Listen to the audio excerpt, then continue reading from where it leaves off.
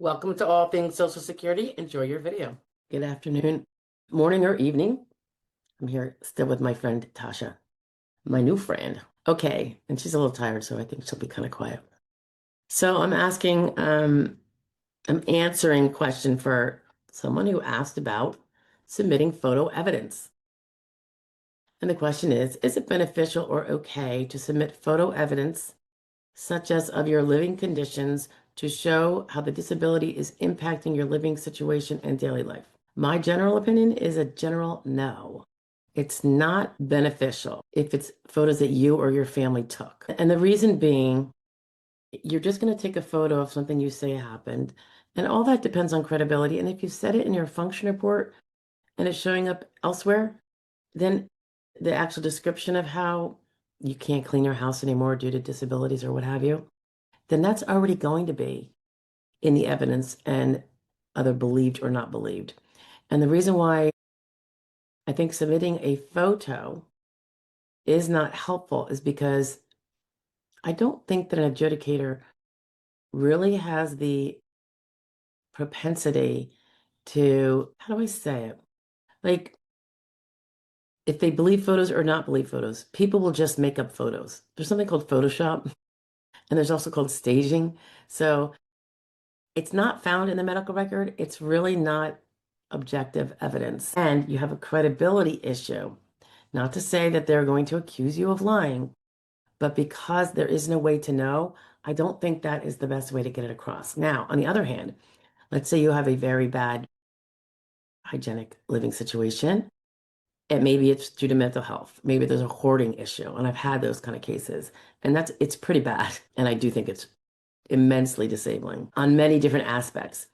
But you would have a medical professional mental health, assuming it's a mental health issue and not you're physically unable, which is another problem. But your mental health provider should be aware of the conditions of the living situation. And that could be because you submitted pictures to her to show, or maybe you have in-home visits. And they're like, oh, we're gonna have to go visit in the car because I can't be in your house because it's too nasty. So that would show up in the medical provider records, and the medical provider would describe it, presumably, and be willing to share those records that this is what the living situation is. I've seen it personally. Police have been there, perhaps the agency for aging and disabled, because they're gonna think someone cannot take care of themselves, and you might have to get a conservator of some kind to take care of needs, because if you can't do the basics in your home, you probably can't do the basics for yourself. Now, then that's physical or mental. Now, with physical, it can happen where it does often happen where the house, starts to take, or the wherever you live, it could be a rental, it could be a ownership. It does take second seat, keeping the house as fit as a fiddle as it was when you were spry and able. And I think it's probably more likely true than not. Definitely if a person lives alone, the cleanliness or the tidiness, not necessarily dirty, but the tidiness of the home often falls to the wayside. Now, if someone has family members, then they can pull up the slack. If someone doesn't, hopefully they have a few bucks extra a month to pay someone to do a general clean. I know I have plenty of clients that have a close friend come in sometimes and clean. And I don't think the friend or the neighbor even charges them. A lot of times it's just good Samaritan kindness, neighborly kindness. But, people do different things. And when it gets to the point where there is no money, which is a lot of the situations, and the person physically can't do enough of it, it depends what enough is. Is it bare bones acceptable? Then it's bare bones acceptable. I believe that an ALJ or an adjudicator, if they find you medically disabled to the point where you can't work full time, they might very well find, and if they're leaning that way, they're going to presume that your house is not up to snuff unless you have other people doing it for you. So it's not really something you have to take pictures of to show them.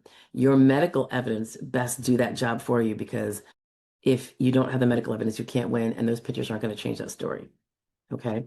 But again, if those pictures, if you're using them to get better treatment, maybe it's like I said, your mental health professional, or I mean, if you show it to your physical doctor, I don't know at what point someone might get involved. So You got to be careful about what you do. But the pictures themselves are not ideal. It's it, in a different way. Other pictures are not really what the ALJ wants to see either. For instance, some people say, I want to show them a picture of my wound on my leg. No, that whole description should come from your medical professionals. We got some sirens going on. Jeez, can you even hear me? Sorry, Birdie. I woke you up, huh? That always makes me cringe when I hear them. I always think someone's hurt. Very concerning. Speaking of which, I was in church today. I've been starting to go, and I really do like it. And at the end, they had to close off the live stream that they have. And the pastor came out because they were just doing some singing. There's a band. It's pretty good. And someone, I guess, very involved, the church, I don't know because I just started going there. I guess there was a horrific car accident. One of the two of the couple, maybe it was even coming to church, or if it was the night before, I'm not sure. Because this is around 11 in the morning when the pastors heard about it and they came onto the floor and told us. And people were just crying. It made me cry, even though I didn't know them. The wife didn't make it, and the husband is in a critical condition as of that time. I don't know if he made it or where he's at now, but I think they have family and they all probably go to that church. And it was just very emotional. I mean, people were just hearing about it right then. It just makes me well up just even thinking about what the people that know them, the pain they're going through. So anyway, my son was there with me and he was probably pretty shocked, So there was a bit of unity, but it was really sad. But anyway, so when I hear sirens, I'm like, oh. But going back to it, the films from MRIs and X-rays and all that, they don't want to see those. Professional interpretation. A judge is not an interpreter of X-rays, nor is the lawyer or the representative or the adjudicator or anyone there. It's got to be read by doctors. And anytime a doctor prescribes you an X-ray or an MRI, the place that does it, the diagnostic center you go to, they have a radiologist to then interpret the film that they took. And that report goes back to the treating doctor who prescribed it. And that's how it gets into the record. So the picture is not really something they want to see. Everyone's very familiar with Photoshop. And I'm using that term loosely because there's many, many companies out there that can help fudge photos and videos, filters, so we don't look so wrinkly, I would steer clear of sending any photos. I do not think they're going to be well taken. I don't think they're going to be appreciated. Send them to your doctors for sure. They can, and they might even include them in their records, by the way. Some doctors are very ethical and competent, and anything the patient sends them in terms of letters of complaints about their symptoms, anything like that, messages, gets included in the file as it appropriately should, because it is a communication between patient and doctor. And the same should be true of submitting photos. But I can't say they all do their job right. Okay. Anywho, that's the take on photo evidence. I say steer clear of it. Have a great one, guys. I'll talk to you later.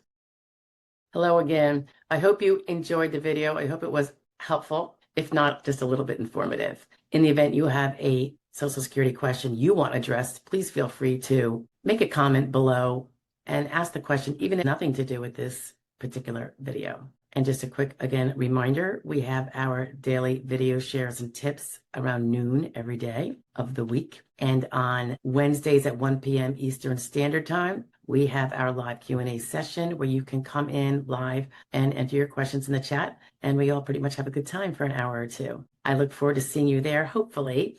And lastly, don't forget about our benefactor memberships. They're very reasonably priced. The first one is very nominal and you get a few perks, but on a bigger scale, it contributes to us being able to fulfill a mission of assisting certain people with representation that would otherwise not be able to get it. We look forward to continuing to do that. And so far it's working out like the bomb. So thank you for being here. I appreciate it. Bye-bye now.